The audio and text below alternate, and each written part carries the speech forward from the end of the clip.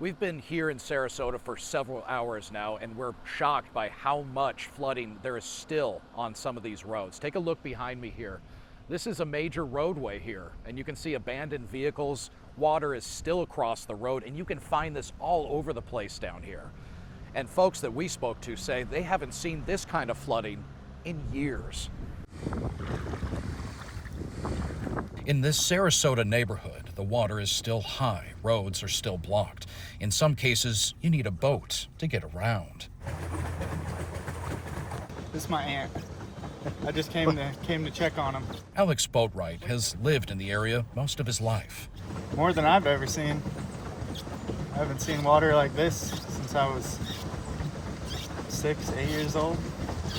I don't even think it was like this. He says what we've heard from a lot of people. The floodwaters came in fast early Monday morning, many waking up to water at their home's edge. It's crazy. I've lived here 20 years and I've never even experienced anything even close to this, truly. Melissa Wells felt helpless as the waters crept towards her home, saying the water got up as high as 4 feet. It was getting quite scary there, and we were definitely marking the water all through the day yesterday.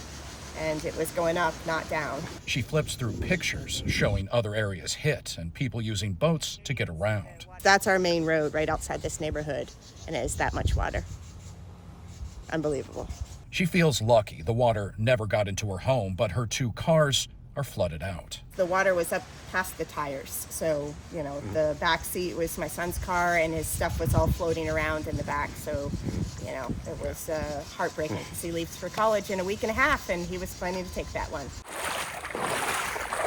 Down the road, same story. No one was expecting this, and of course you can't sandbag that. You can't sandbag a foot high. David Walters has lived in this home for 38 years. The last major flood he saw was in the early 90s. The floodwaters managed to get into his home and into his cars. The wife always wanted me to clean out the garage. Well, guess what? There it's all going to go. The water is now slowly receding. The damage is vast, but everyone we spoke to say all they can do now is clean up and move on.